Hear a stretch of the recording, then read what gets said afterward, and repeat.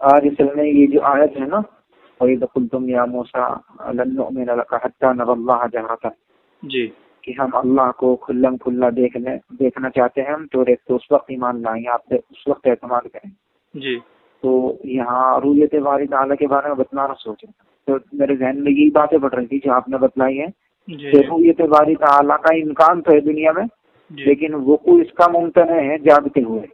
جی جی ہاں خواب میں تو ہو جاتا ہے، جیسے خواب میں آدمی عالم بیداری میں نہیں ہے، تو جی جی ایسے ہی جو آپ علیہ الصلوۃ والسلام کو جو عالم بیداری میں وہ ہوئی ہے رؤیت باری تعالیٰ، وہ زمین پہ نہیں ہے کہ آسمان پہ ہوئی ہے۔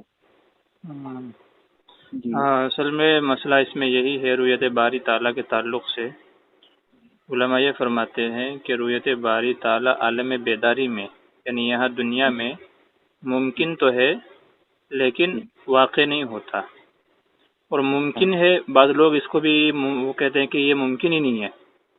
تو ان کا جواب دیتے ہوئے یہ کہا ہے علماء نے کہ اگر ممکن نہیں ہوتا تو حضرت موسیٰ علیہ السلام نے جو خواہش ظاہر کی تھی ربی ارنی انظر الیک، تو ایک نبی ناجائز چیز کی خواہش ظاہر نہیں کرتا۔ حضرت موسیٰ علیہ السلام نے تمنا کی تھی نا، ہاں جی جی تو اگر یہ جو ہے ممکن نہیں ہوتا تو ایک نبی ناممکن کا سوال نہیں کرتا۔ جی جی تو مطلب یہ ہے کہ ممکن ہے، اسی لیے حضرت موسیٰ علیہ السلام نے خواہش ظاہر کی تھی ربی ارنی انظر الیک۔ تو اس کے جواب میں اللہ تبارک و تعالیٰ کا بھی کیا جواب آیا، لن ترانی، اے موسیٰ آپ ہم کو نہیں دیکھ سکتے۔ نہیں دیکھ سکتے کا مطلب یہ ہے کہ آپ کی آنکھوں میں وہ بصارت کہہ لیجئے یا وہ قوت نہیں ہے کہ جو ہم کو دیکھ سکے۔ اگر دیکھنا ممکن ہی نہیں ہوتا تو لن ارا ہوتا۔ جی اچھا ہاں، یعنی میں دکھوں گا ہی نہیں۔ ہاں میں دکھوں گا ہی نہیں۔ صحیح بات ہے، جی جی بالکل، یعنی نسبت اپنی طرف ہوتی ہے۔ مطلب یہ ہے کہ اللہ دکھا تو سکتے ہیں اپنے آپ کو، لیکن ہم دیکھ نہیں سکتے۔ ہم دیکھ نہیں سکتے، برابر۔ تو علماء نے اس کی یہی تشریح کی ہے کہ بھئی لن ارا کہتے اگر ممکن ہی نہیں ہوتا اپنی طرف نسبت کرتے، لیکن لن ترانی حضرت موسیٰ علیہ السلام کی طرف نسبت کی ہے کہ آپ نہیں دیکھ سکتے۔ جی جی جی بہت خوب تشریح فرمائی ماشاء اللہ۔ جی، اور اسی وجہ سے جو ہے جب حضرت موسیٰ علیہ السلام نے نہیں مانا اور انہوں نے یہ کہہ لیجئے کہ خواہش ہی ظاہر کی، تب اللہ تبارک و تعالیٰ کا یہ فرمان آیا کہ اچھا دیکھ لیجئے سامنے والا پہاڑ ہے، اگر وہ ہماری تجلی کو برداشت کر سکا تو آپ بھی کر لیں گے۔ لیکن جب اللہ نے تجلی ڈالی تو وہ جو ہے ریزہ ریزہ ہو گیا۔ تو اس سے پھر حضرت موسیٰ علیہ السلام کو بھی سمجھ میں آ گیا کہ ہاں واقعی میں نے ایسی چیز کی وہ کی تھی جو میرے بس میں نہیں ہے۔ پھر اس کے بعد فلما افاق قال سبحانک تبت الیک وانا اول، پھر یہ کہا تھا کہ میں مطلب معافی مانگتا ہوں ایسی بات سے کہ جس کی مجھے نہیں خواہش کرنی چاہیے تھی۔ اور یہی واقعہ جو آپ بتانا چاہ رہے ہیں یہی صورت اس میں ہے کہ جب وہ لوگ مانے ہی نہیں تو اللہ تبارک و تعالیٰ کی تجلی گری تھی جس سے وہ سب کے سب مر گئے تھے، وہ بھی تو نہیں دیکھ پائے تھے نا۔ جی ہاں جی بالکل۔ تو یہ تمام واقعات جو ہے وہ عالم بیداری کے ہیں کہ ممکن تو ہے لیکن ممتنع الوقوع ہے، یعنی اس کا وقوع نہیں ہوتا کیونکہ ہماری قوت و بصارت میں وہ ہے ہی نہیں، طاقت ہے ہی نہیں۔ اب رہ جاتی ہے وہ اشکال، وہ کیا کہتے ہیں معراج والے واقعے کا۔ تو علماء نے اس کے کئی سارے جوابات دیے ہیں، جن میں سے ایک جواب تو وہ ہے جو آپ عرض کر رہے تھے کہ وہ اس عالم کا نہیں ہے بلکہ وہ اس عالم سے ماورا کا ہے، دوسرے عالم کا ہے۔ جی اچھا، اور دوسرا جواب ایک علماء نے یہ دیا ہے کہ بھئی ہماری آنکھیں نہیں دیکھ سکتی لیکن محبوب رب العالمین جن کے صدقے میں کائنات بنائی گئی، تو اللہ کے بعد تو سب سے بڑا مقام و مرتبہ انہی کیا ہے، تو حضور کی آنکھیں دیکھ سکتی ہیں، ہماری آنکھیں نہیں دیکھ سکتی۔ مطلب یہ حضور کی خصوصیات میں سے ہو جائے گی۔ اور ایک جواب علماء نے یہ دیا ہے کہ جبریل امین نے جب آپ کا قلب مبارک چاک کیا تھا، اس کو زمزم سے دھویا تھا، تو زمزم سے دھونے کا مطلب ہی یہی تھا کہ اب آپ اس عالم کو چھوڑ کر کے ایک دوسرے عالم میں جو ہے جا رہے ہیں جہاں آپ کو ایسی چیزیں دیکھنے کو ملے گی کہ جن کا آپ تحمل نہیں کر پائیں گے۔ تو گویا وہ زمزم سے دل کو دھونا وہ ایک دوائی تھا، دوائی کے مانند تھا کہ جس سے عالم بالا کی تمام چیزوں کا آپ کو ادراک ہو سکے، فہم ہو سکے۔ تو وہ گویا وہ دل کو جو آپ کے دھویا گیا تھا تو اس سے آپ کی تمام چیزیں دھل گئی تھی اور آپ اس درجے پر پہنچ گئے تھے کہ جس سے آپ رؤیت باری کر سکے، اللہ تبارک و تعالیٰ کو دیکھ سکے۔ اس لیے جامع ترمذی میں بھی روایت ہے، رأیت ربی، جب آپ سے پوچھا گیا معراج کے بارے میں تو آپ نے فرمایا کہ میں نے اپنے رب کو بڑی حسین و جمیل شکل میں دیکھا، خوبصورت اس میں دیکھا۔ تو بہرحال تو یہ کئی سارے جوابات علماء نے اس کے دیے ہیں۔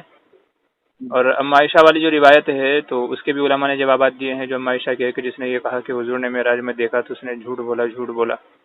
بہرحال اس سلسلے میں ہمارا ایک تفصیلی مسئلہ تو ہے کہ حضور نے معراج میں دیکھا تھا نہیں دیکھا تھا، وہ تو دلائل کے ساتھ ہے، لیکن بہرحال معراج کو چھوڑ کر کے مسئلہ یہی ہے کہ دنیا میں ممکن تو ہے عالم بیداری میں، لیکن وقوع نہیں ہوتا، رہ جاتی ہے بات جی عالم خواب کی۔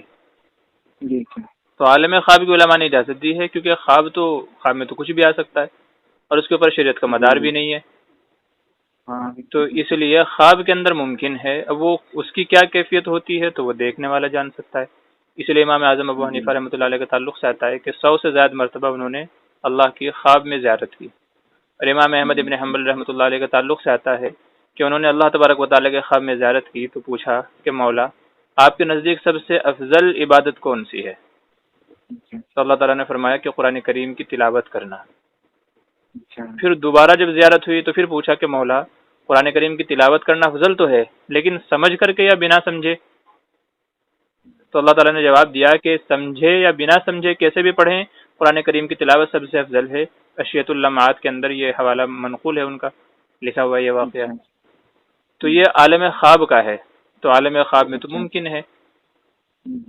تو یہ مسئلہ ہے رؤیت باری تعالیٰ کے تعلق سے، اور اسی پر بلکہ علماء نے جمہور ائمہ کا جو ہے اتفاق اسی کے اوپر نقل کیا ہے کہ یہی سب سے معتدل اور ذات باری تعالیٰ کے اعتبار سے سب سے معتدل راستہ ہے۔ بقیہ اس کے علاوہ جو اور کوئی شکل اپنانے کی کوشش کریں گے تو پھر وہ یہ سمجھ لیجئے کہ بہت سارے اشکالات اس میں پیدا ہو جائیں گے اور بہت سے آدمی گمراہی کی طرف جا سکتے ہیں۔ جی جی بالکل جی تو یہ مسئلہ ہے۔ کوئی ہاں جی ماشاء اللہ آپ نے تسلی بخش جواب دیا ہے۔ اس پہ کوئی کلپ وغیرہ بنایا آپ نے؟ شاید بنا ہی نہیں، ورنہ آپ وہی میرے پاس بھیج دیں۔ جی رؤیت باری تعالیٰ پر اصل میں یہ چیزیں ایسی ہیں کہ بہت باریک ہیں، ہاں عقائد سے تعلق رکھتی ہیں، یہی عقائد سے تعلق رکھتے ہیں۔ جی تو اس لیے اسی طرح اس طرح کے باب میں علماء نے جو ہے اسے منع کیا ہے، تو اس تعلق سے ویسے اب تک کوئی کلپ بنائی نہیں تھی۔